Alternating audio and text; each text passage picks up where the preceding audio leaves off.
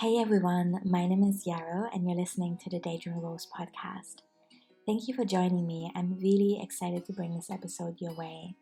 I recorded this with Langston Kahn just a few weeks ago, and I'm sending it kind of a little bit out of order because Langston is running a really beautiful program that's starting later in the week, and I wanted you to know about that in case you're interested.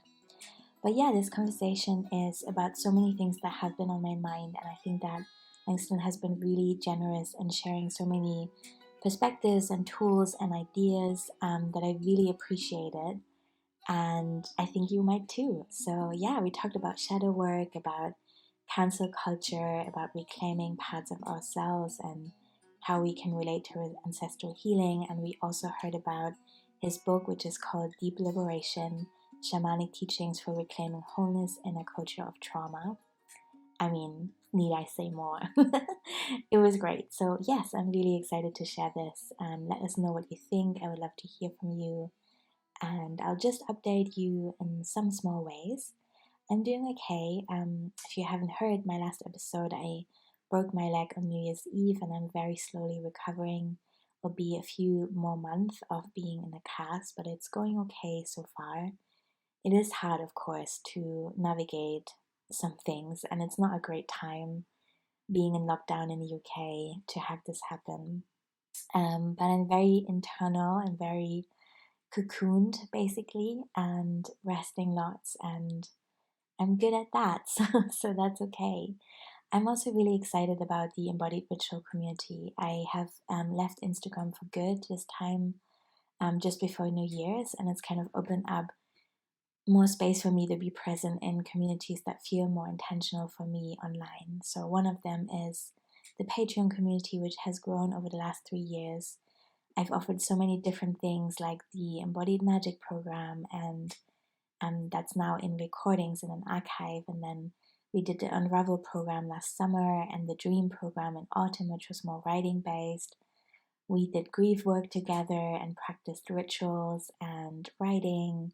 And at the moment, we also have the weekly creative space sessions. So that's all now one thing because I'm simplifying. That's my big thing for the year. And so you can become a patron at any level and join us if you like for those weekly sessions, and also to access all the recordings and the mighty network that I've set up as a new space to share and connect outside of Instagram if you want to. And also no judgment if you want to be on Instagram. That's I don't want to. Yeah, it's just it's a personal thing, isn't it? But I think it can definitely also be a really beautiful space, and if it's working for you, then I'm glad. I think that's all. Yeah, not much is happening. I joined the 100 Day project, which is very exciting. You should look it up. Actually, it's beautiful. It's a commitment to do a small creative act for 100 days every day, and I'm allowing myself to do really tiny things some days. Like just doing a tiny doodle or just writing a few words. But I feel excited about the length of that commitment because 100 days is going to lead me into spring and into a new phase of my recovery. And that's a manageable timeline for me right now. So I'm excited for that. And maybe that will be exciting for you too. Okay, now I'm going to let you listen to the episode. Again, thank you so much for joining us. Um, hey everyone, I am so happy about this interview. I know I often say that, but I really mean it. I'm speaking to Langston Kahn again. We have already had a conversation for episode number 17, and that just feels light years away. It was just in 2017, which technically maybe isn't all that long, but I feel like so much has changed since then. And I really love Langston's work, and I'm just really always so happy to see yeah, what people have been up to over the years, how their work has grown and evolved. Langston has written a really beautiful book called Deep Liberation: Shamanic Tools for Reclaiming Wholeness in a Culture of Trauma. And this whole title is just making my heart feel like, oh, yes. So I'm really excited to talk again. And I recommend just that if you're curious, maybe check out episode number 17 if you want a little bit more background, because we will dive in at the deep end today. Langston, thank you so much for coming and making time and being open to this. I'm really excited to speak to you. Thank you so much for having me, Yarrow. It's really wonderful to be here with you again. Thank you. So, I want to begin by kind of grounding us in time and space. We're recording this in January 2021. A lot has happened, and I would love to know where you are in the world right now and what the pandemic has been like for you so far. Yeah, so right now I am in the Bronx in New York City, which is the ancestral lands of the Lenape, the Rockaway, and the Canarsie. And um, I'm alone in an apartment that I'm subletting from a friend, which has been a little bit isolating, but it's a beautiful apartment with lots of plants and lots of light right next to the Harlem River. So just that connection to flow and water and green has been really good for me in this very strange time. And yeah. I bet. That sounds beautiful. Yeah. And how do you feel just kind of in yourself? Like do you feel connected with the landscapes that you're in, or how have you managed to maintain a sense of intimacy, I guess, with the people that you love? Yeah, so for me, it's been weird because when I right before the pandemic, I had devoted this year to the book that I was working on. I'd already started it the sort of year before in March in 2019, and I was still working on it. I had gone away to a pretty intensive training program in some of the sort of qigong and Taoist work that I do, and a lot of physical training was part of that as well. And so I was almost in this like hermit mode where I was like writing my book, going to training, going back home, continuing to write, seeing less clients, slightly less active in my sort of community role in my shamanic community. And I was really ready once I finished the book to go out and be with people and celebrate and, just have fun again. And then what happened was the pandemic instead. So I left this sort of hermit mode that I'd been in and went to live with my father for a time, which was actually really wonderful just to get to be with him for a longer sustained time than I had in a really long time. And I just continued working. And so since then, since the book's been done, it's been interesting to be in this world of that's so isolated. And I've been just trying to connect with friends on Zoom, with family on Zoom a lot, um, and also really noticing how to be more intentional with my solitude. Because there's a way that even with all of the isolation, we can fill our solitude with movies and books and social media and all the many ways we can stay connected to each other even from a distance. So I've actually, even more than like figuring out new ways of connecting with people, I've had to learn to create new boundaries around solitude because I'm alone so frequently. There's like this desire to stay connected all the time. And so I've had to learn, like, okay, how do I turn off all my technology and spend a day really just being with me and myself and noticing what's going on? What are my desires right now? What's bringing me pleasure? And how can I orient more to that in all that I'm doing, even in this crazy time? Yes, that is so beautiful to hear. My whole introvert being was like, yeah, really, yeah, giggling with excitement. I really hear that, and have had similar experience. I think especially in March and April, there was such an overwhelming wave of possibility online, and everyone had classes, and everyone wanted to get together on Zoom and catch up. And I really needed to kind of pause and come back to myself. And later on in the pandemic, I decided to let go of my smartphone, and I now deleted my social media channels. And that feels really good. I don't think that I would have done that without those challenges. So, yeah. Yeah, it's so interesting how that this kind of time can inspire that kind of retreat within, that deep yin and unfolding into possibility and newness. And I Mm-hmm. think also with part of that was also for me that the grief of this time too, really needing that time in solitude to actually give myself a container where I felt safe to actually feel and experience the grief that I was in of all the loss of life and of just ways of life as well. Mhm. Yeah, totally. Yes. We've already touched on a few things that you're doing, but for those that haven't had a chance to listen to the previous interview, how would you describe your work?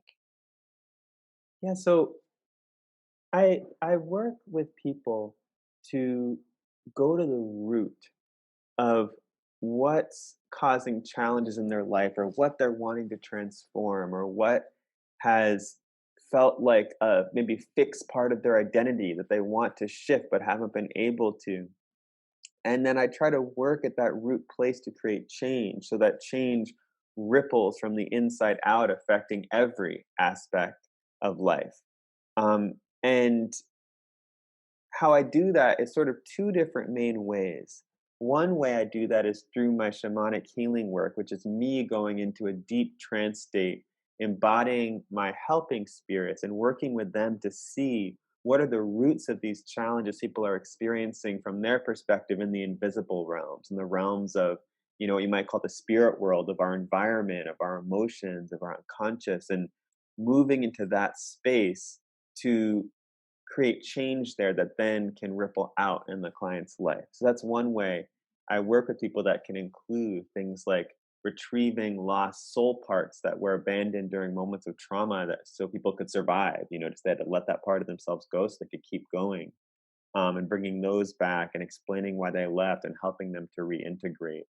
Or it could be deep ancestral healing, going to the root in someone's lineage of where an ancestral trauma first started and creating change there on behalf of the ancestors and pulling the sort of harmful patterns out of the lineage and explaining them to the person I'm doing work with so that they can then transform their version of those patterns in their own life currently. And all the random miscellaneous shamanic healing stuff like energy in, energy out, intrusive spirits, helping spirits that you need to work with, and just the weird stuff that can happen that people need to just realign with the essence of who they came to this earth to be and bring more of that love and that beauty out into the world. So that's one way I work. And then the other main way I work is guiding people into their own inner landscape, into their own sort of inner depths. And in that place within their body, working with the wisdom of the heart to track energies to their root. Um, for example, aspects of self that are sort of trapped in choices we made to survive when we were younger, and helping them to reclaim this sort of power and purpose that was lost in those sort of fear-based choices in those moments that were great because they allowed it to survive and get to this moment, but now are no longer useful for the adult we want to be in the world currently. Yes, that's so beautiful. And yeah, I'm so happy you're doing this work. I really just, yeah, I love seeing and witnessing that from the outside. I haven't experienced it with you myself, but I just really feel such deep resonance of how you describe this. And I'm so happy for your clients, even if that sounds cheesy. Um, I would love to. I mean, well, I really don't want to make this about myself, but there's a story that came to mind just now, maybe for Oh, people please, who yeah. who feel like this idea of soul retrieval and how do we lose paths in a situation of trauma can maybe feel abstract if you haven't heard of this before. And there's this one thing that came to mind for me recently.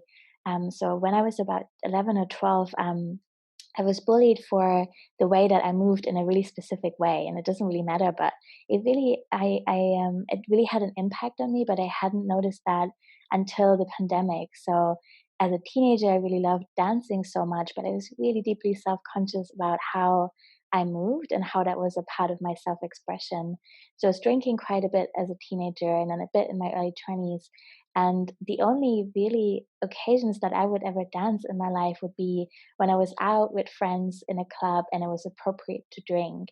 And I always felt like so jealous and curious about my friends who would go to improv dance classes and find that totally like doable and casual. It really freaked me out. And I was like, wow, I really want to be that liberated to just kind of enter a space with strangers and music and see what my body wants to do. And then last year in the pandemic, so many online classes, or local dance studios were suddenly offering online classes where you could be on Zoom, but you could have your video off.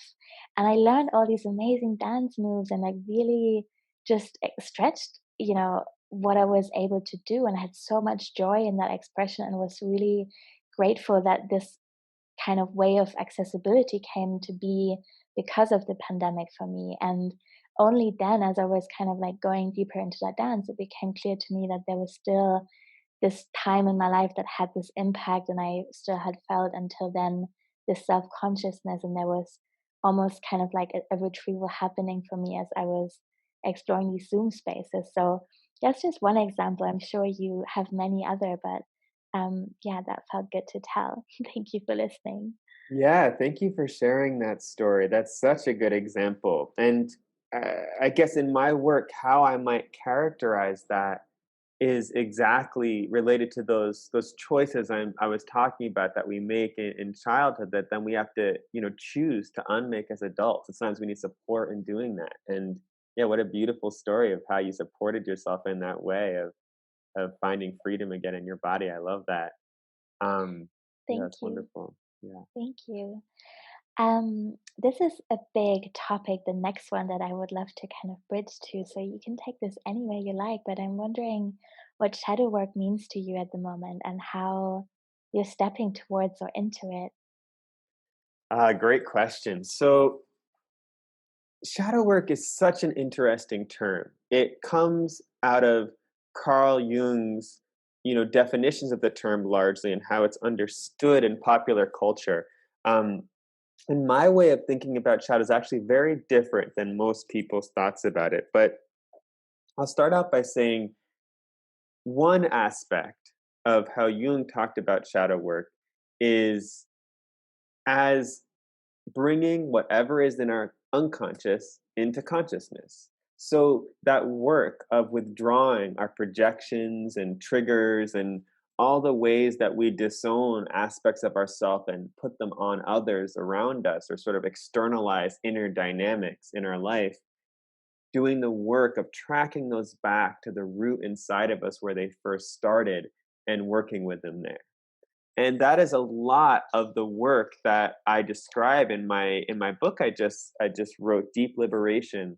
The bulk of that book is all about the many ways we can work with those kind of energies and track them deeply into our inner landscape, follow the crazy logic of our unique symbolic language that our body shares with us, and learn to translate and track that symbolic language in a way that we can actually create deep change there and free up those energies. And so one way that's one way that people talk about shadow work. And for me, my definition of shadow work is a little more specific. That absolutely is necessary, that kind of deep work of even being able to withdraw projections and track them into the unknown inside of you and gain insight about yourself and create change. That's absolutely an aspect of shadow work. But one way I have a problem with how that gets defined is people sometimes stop at the insight. They just like think, oh, now I understand why I was doing that thing, so that's enough. Whereas in reality, most of us, even if we understand the dynamics of something, doesn't mean we can actually change it. We have to really do specific work to work with the part of us who first made that choice. That is why we do that, to show up for them and that part of us in a way that makes them feel safe enough to make those new choices that can then ripple out into our adult life and our adult bodies. But for how the other aspect of how I define shadow work is a deeper layer of that work. There's these energies that even if we tried with our mind to engage a process of tracking in our inner landscape, we wouldn't really be able to get to them because our mind has decided if I embody this energy, I'm going to die. So they take this aspect of us that's perfectly authentic, perfectly beautiful, and they throw it in what I call the shadow closet and lock away, throw away the key. They lock them away in a dungeon and throw away the key.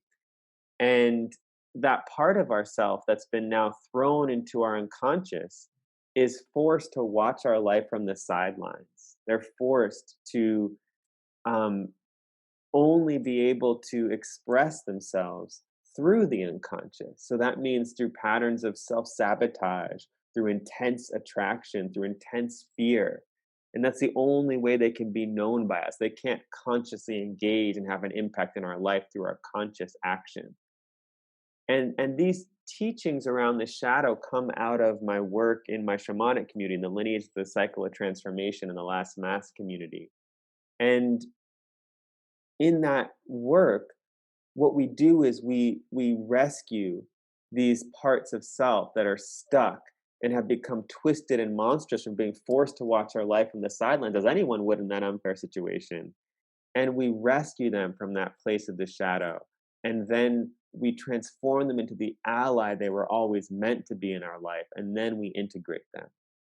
But you can't, integrate a shadow when it's still in that twisted, monstrous form. You have to first really get it out of that sort of unconscious place where we're holding that shadow part of us in this twisted form, and then through engagement with our creativity, through engagement of dance, through engagement deep in the body and ritual technologies and spirits that help us in this process to really see through our own blind spots, we transform our relationship with that energy and then can bring it fully into our life and integration. That's such a beautiful way of looking at it. I really feel my understanding of shadow work expanded, and yeah, that's really helpful. And I think it relates to shame as well. And I really love the storytelling work that you do. And yeah, because I think that recognizing ourselves and our own experience and our own shadows in other people just makes it so much more possible to step forward and say, yes, I want to look at this and work at this and really understand what's going on here. So, yeah. Can you tell us a little bit more about your perspective on cancel culture, which maybe relates to this as Mm. well, to the things that we keep hidden and in the way that they can come out sometimes with the intensity of attraction or fear? Yeah, absolutely. Thank you. I mean, I think cancel culture can definitely be, first of all, I should say, I think that phrase gets thrown around a lot, cancel culture, but it's important to understand what we're talking about when we talk about cancel culture, because a lot of people can use the same phrase to mean many different things. And I think sometimes when people are debating about this, people are having arguments about two entirely different kinds of human behavior. And they haven't even sort of defined those terms yet. So when I talk about cancel culture, I am thinking of a culture of disposability, a culture that deems if someone makes a trespass, then they need to be expunged in some way. They need to be silenced, they need to be banished, they need to be exiled, they need to be removed. Um, and I think sometimes that kind of forcible silencing and removal is necessary for people's safety when someone has done a lot of harm and abuse. But I think what is harm and what is abuse and what is conflict um, can become very murky very quickly. And one of the thinkers I love the most about this right now is Adrienne Marie Brown and her book "We Will Not Cancel Us" and Other Dreams of Transformative Justice. I really appreciate the way she clarifies some of these terms, and in that book just puts forward this real ethic of love connected to deep accountability and doesn't compromise with either one. And so what I think of cancel culture as is a culture that has forgotten the love component of justice, that both are needed. We need justice, we need radical accountability, we need to have systems of holding people in their integrity and of coming back into integrity ourselves when we move out of it. But we need to do that with such fierce love. And when I say love, I'm not talking about just some romance or even just emotionality or sentiment, but that fierce force of the universe that is constantly trying to remind us of who we are and who we came here to be. That kind of love that's all around us always and available to all of us. And so what I'm interested in is developing technologies that allow us to not wait until it gets to the point where someone either has been or people feel they need to be canceled. And I think a lot of times that point comes out of a long history of lack of accountability and imbalances of power and abuses of power. So, the ways I think about this in my shamanic community is that we have concepts of waste, junk, and shit. And so waste is just that natural stuff that happens when we're not, withdrawing our projections like we were talking about, and like honoring the fact that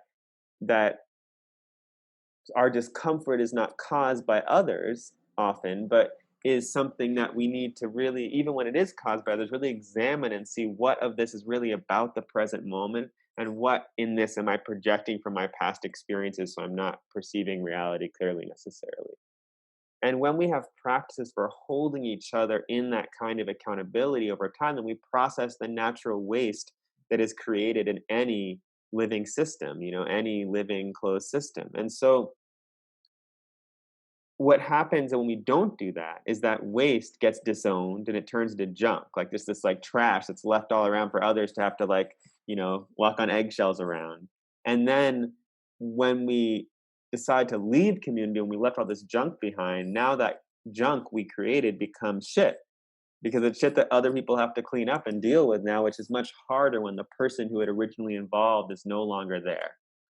So I'm interested in creating systems and practices for helping us to hold each other in that work of just processing our natural waste, which a byproduct of processing that waste is gaining greater and greater access to freedom and our power and our unique gifts, and having those reflected to us in community, alongside having reflected the ways we're not honoring the brilliance of who we came here to be, or maybe not honoring the limits and boundaries of others.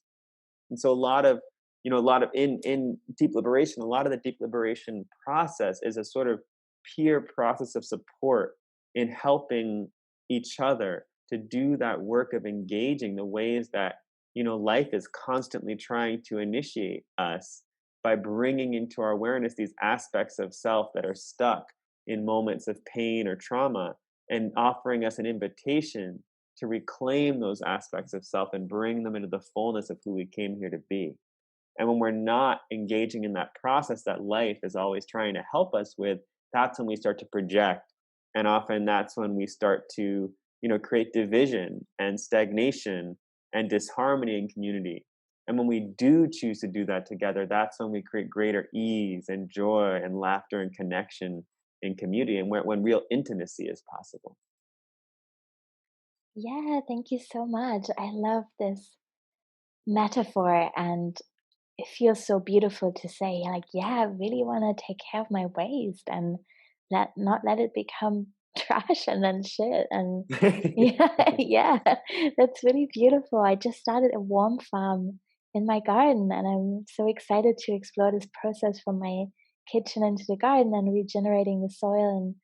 And I think it's really nice to do these things simultaneously on an emotional, physical, spiritual level. So yeah, that's beautiful. Absolutely. I love that. I love that referencing of your composting. That's so important, because I think it's so helpful to look to nature in that way, to understand that there's no value judgment here. Like, realizing you've been triggered, that you have a projection you need to like work with or compost and look at. It's just something, just like with your garden, you're not judging the fact that those banana peels are rotting, So it's just like, okay, Yeah. so we need to work with this so it can become new life and new energy. And that's how I would hope most people approach this kind of work, not as like with shame or judgment on themselves that they have to do it, but just that this is a part of being human on this earth. The only time when we don't have this work to do is when we're dead. Hmm. Yeah, yeah, totally. I would love to hear a little bit more about both the process of writing your book and also just the message and like what you're trying to share about shamanic skills in relation to complex trauma, which I know is a massive question, and you have already shared so many beautiful aspects of it. But yeah, I wonder what else comes to mind that you would like to talk about. Thank you. Yeah. So the process of my writing my book was really interesting. In some ways, it's like I've been writing this book for the last 10 years in my head because, and not just in my head, because um, in, early many years ago, it must have been about like maybe 8 years ago now, maybe 7 years ago or so, I had this experience where I was in a group, a Facebook group that was for queer witches. And it was this incredible group in that it just had about like, tens of thousands of people that were part of it. So there's always something being shared and a lot of interesting information being exchanged. And unfortunately, what I saw in the culture of the group also was a lot of what I might call like developing technologies for being wounded without any technologies for the healing of those wounds. So, like the ways that we, quite honestly, we come by these techniques honestly, develop as people in our contemporary culture ways of like sort of sidestepping each other's trauma so that we can still be together while being traumatized. And when I'm talking about this, I'm not just talking about really extreme trauma that causes PTSD, or in any way, um, criticizing people that are struggling with all the many different ways of and types of mental unwellness that we can encounter in our life and experience and struggle with, and that I have myself struggled with. Um, But I am talking about those kinds of that kind of sort of like family of origin baggage that we all have living in a culture that doesn't initiate people into adulthood, during which time in an indigenous culture that family of origin baggage would be dropped. So in that way, many of us are walking around with this complex trauma made up of those many childhood experiences of harm or abuse or just fear, moments when we were afraid and we thought we would die if we didn't do something that was out of alignment with who we are. Um, and for a child, that can be many things, like, because children are dependent on adults. So if the parent doesn't love me, maybe they're not going to feed me tomorrow. That can be a kind of um, way we feel enough fear to cause us to make a choice that's so out of alignment with who we are that it causes lasting traumatic patterning. And so I got a little sidetracked there, but what I'm talking about is when we have this type of complex trauma and when we walk around in essence with the emotional body of a much younger person than we actually are. We're not walking around with the emotional body of a mature adult necessarily, at least by the standards of an indigenous culture of adult. And so what can happen then is if the only tools we have to deal with that are trigger warnings and content warnings and call outs, then people just tear each other to shreds. We start, if you set someone off, it instantly becomes a responsibility of the person who set them off versus honoring the fact that maybe that person was an asshole, maybe they weren't, who knows, but we are responsible in essence for our own emotions also. And so if we only make that responsibility one-sided by like, the person who triggered me versus taking also responsibility for our own triggers and engaging them as the gifts they're meant to be from our life and our body to help us to come into greater wholeness. If we don't have those tools, then what happens is we're very vulnerable to division and tearing each other apart as communities. And weaponizing our trauma to do harm to each other. And so what I saw in that group was, I think, in part because of that brittleness that came out of the lack of those tools, we were very ripe to be attacked. And what happened is that group was infiltrated by alt-right people and then ultimately by police as well. And the whole group was shut down overnight. It turned into a group 10 to some people to eventually, when it came back up, like 60 people or something. And it never really came back. Um, and so that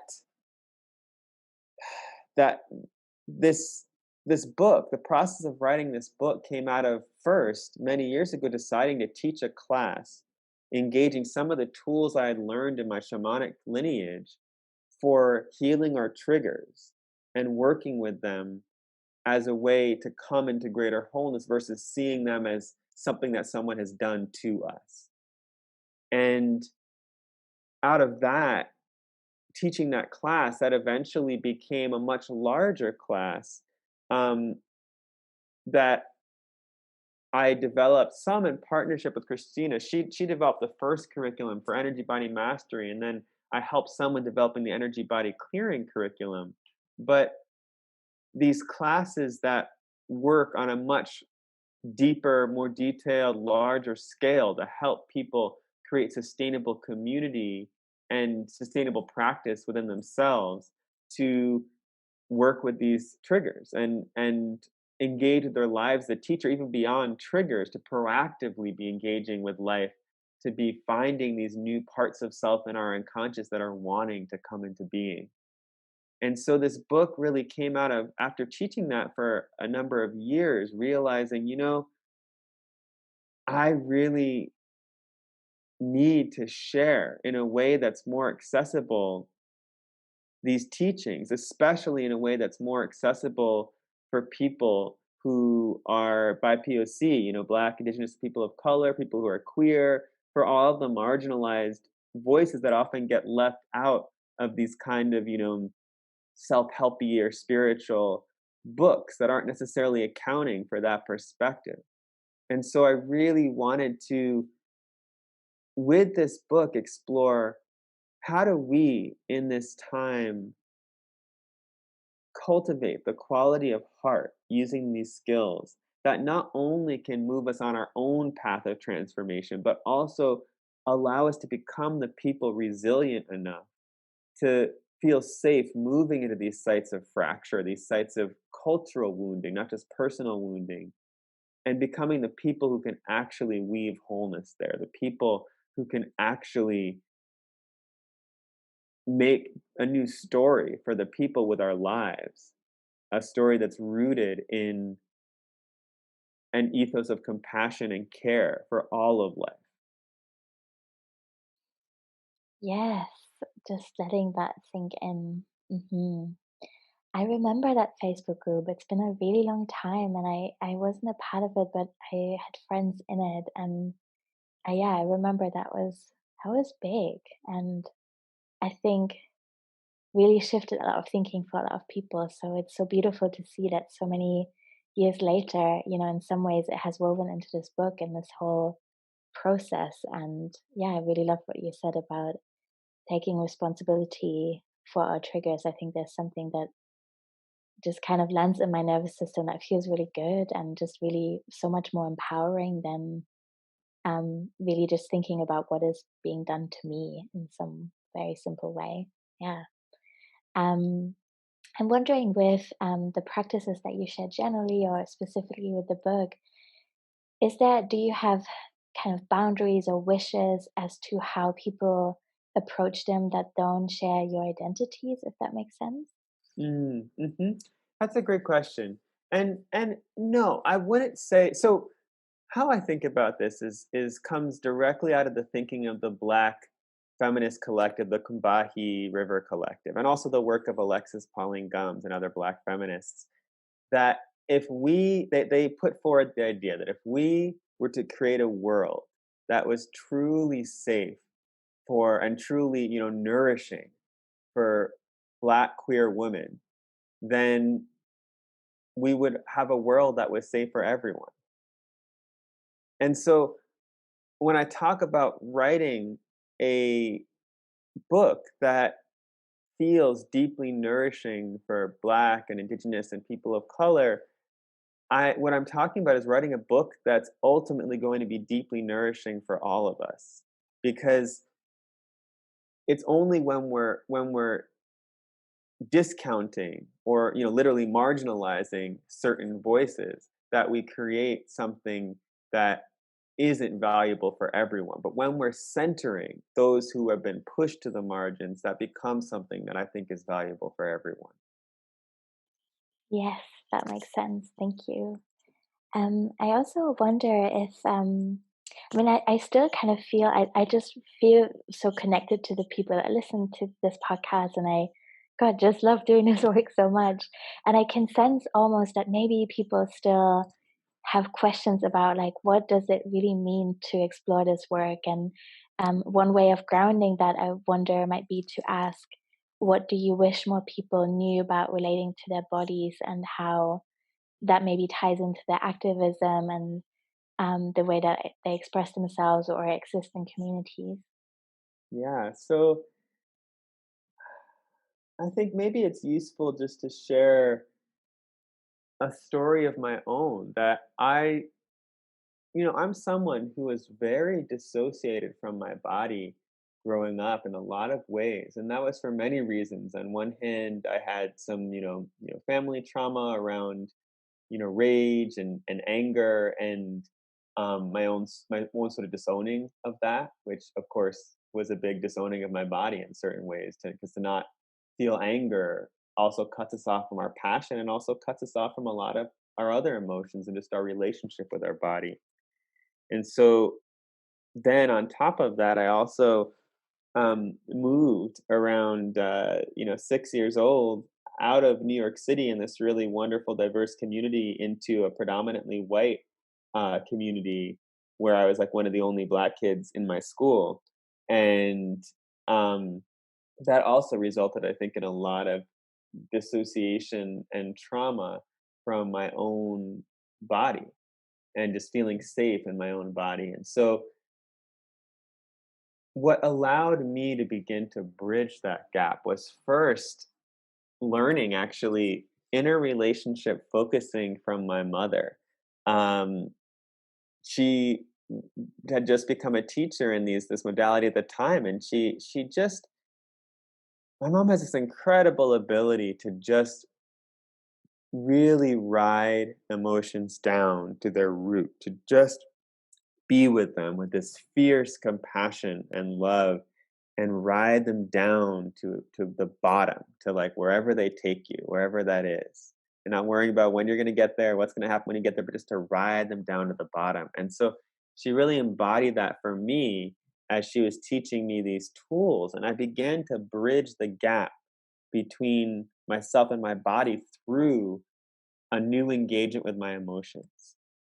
So that's like sort of the first thing I would recommend to people that are struggling with embodiment and relating to their bodies, to start by just sitting with the body itself, maybe taking a few deep breaths and sinking your awareness into your body. And from that inner space, just inviting your body to bring into your awareness whatever it's wanting to show you. And understanding that the body usually relates to us through the symbol, through emotions that might come, or images, or physical sensations, like a clenching in my gut or fluttering in my chest, or memories that come, and just being willing to not try to leap back into our mind and analyze or make sense of what's happening, but just being with what's arising exactly as it is and describing it as best we can, which is a sense of curiosity and interest. No need to label or judge, just describing as much as we can and navigating to those inarticulate, fuzzy edges within our body and seeing what arises from those spaces. And that very basic practice for me, that of course, you know, has a lot of complexities you can add to it and precision you can add to it over time to help us to do that. But it's that basic willingness to be with whatever your body is showing you in the moment with compassionate curiosity was for me what allowed me to start to bridge the gap between my ability to be in my body and feel my emotions being expressed in the current time versus this gap between like what I was feeling inside and what I could express on the outside. Yeah, I love that invitation. And I agree that when we open to listening to our bodies and we begin to describe things and really find language, the language then becomes clearer and it becomes this beautiful circle that just in a spiral way goes up and up, which is really great. Yeah. Whew. Is there anything else that you would like to share that I haven't asked you about yet? Mm. Well, I think right now, in the US, we just had our inauguration. Um, and for all the complex feelings that many of us might have about that day and all that's happening right now, um, it was really beautiful to witness the poem that the um, Youth National Poet Laureate Amanda Gorman read. And I'm just thinking about that poem. I just heard it so recently. It's still on my heart. And a sentence particularly from it that she said, "We will not be turned around or interrupted by intimidation because we know our inaction and inertia will be the inheritance of the next generation. Our blunders become their burdens, but one thing is certain. If we merge mercy with might and might with right, then love becomes our legacy and change our children's birthright. So let us leave behind a country better than the one we were left. With every breath from my bronze pounded chest, we will raise this wounded world into a wondrous one." And that's a tiny excerpt from this poem, and you should hear her read it because she does a much better job than me. But that really stuck with me as an encapsulation of the reason I wrote this book and the invitation I want to offer for anyone reading it. That this book is not just about how we become more comfortable within a fundamentally broken culture, but it is about how do we start.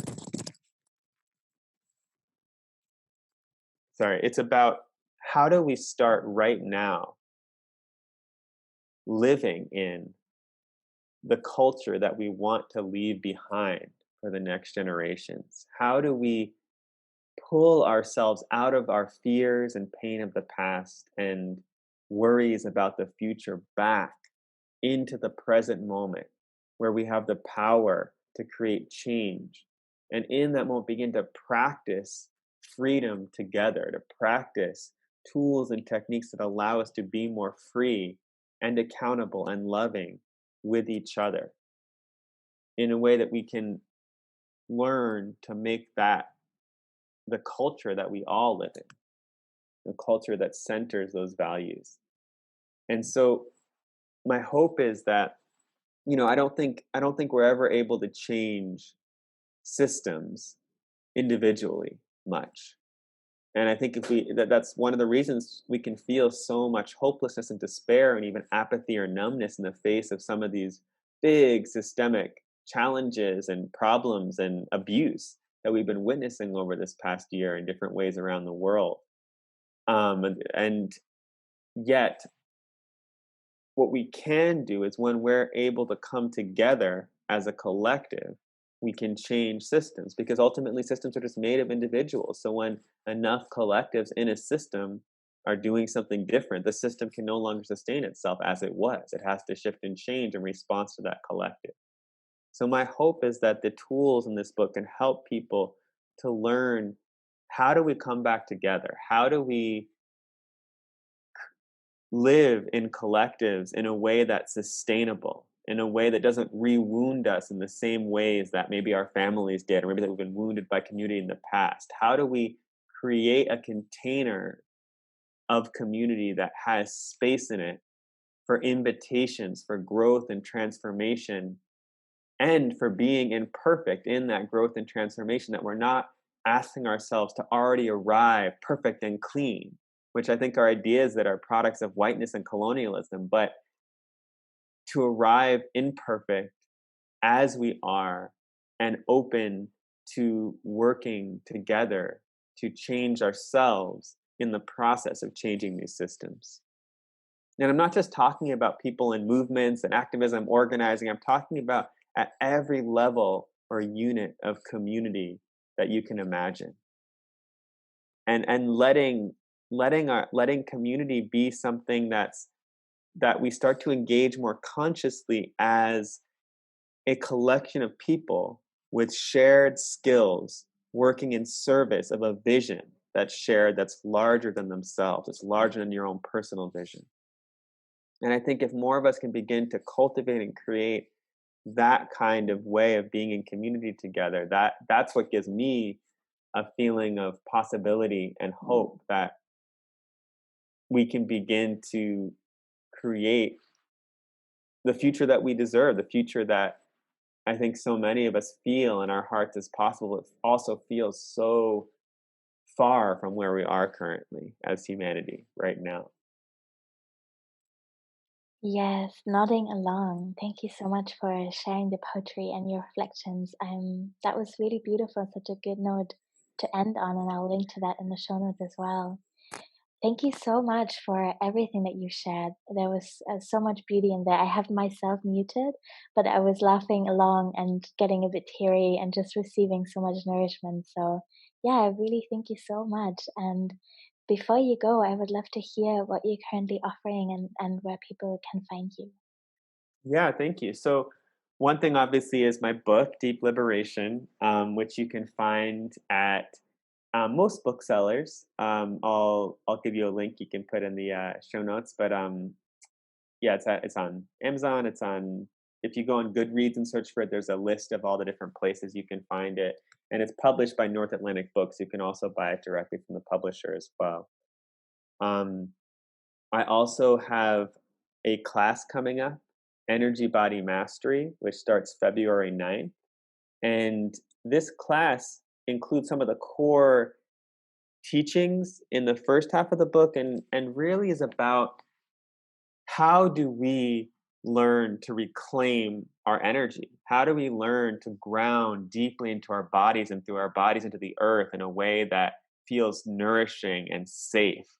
And helps us to sort of regulate when we're in these moments of sympathetic response, of fight, flight, freeze, or fawn.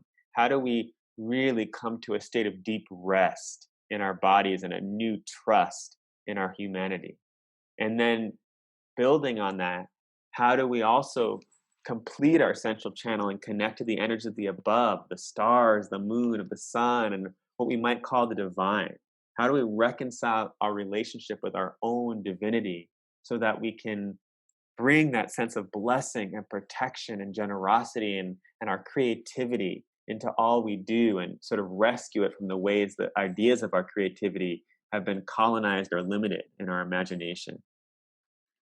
And then building on that, how do we create sustainable, strong, flexible boundaries that can move and shapeshift with us as we move throughout our day and actually adapt to what the day is calling out of us versus like having hard shields or walking around with all the time or just having no boundaries and feeling totally overwhelmed by all the energies going on in the world around us. And then finally, how do we move inwards and access the aspects of self that are making the choices that sort of habitually unground us or stop having good boundaries or let other people trespass over our boundaries or get in patterns of codependency or cut ourselves off from our divinity? And how do we rescue those aspects of self that are stuck in those choices we made to survive when we were younger so that we can repair and create a relationship with our energy body that is based on the needs of our current adult life?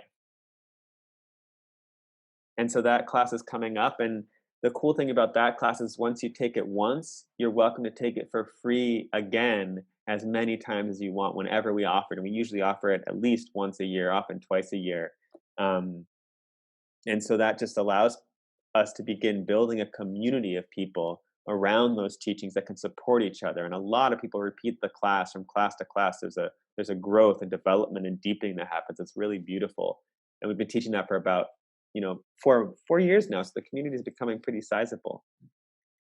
That sounds amazing. I'm gonna link to that in the show notes as well. Thank you. Yeah. Oh yeah, and are you on social media? And can you share your website as well? Yes, and so my website is langstonkahn.com. That's LANGSTONKAHN.com.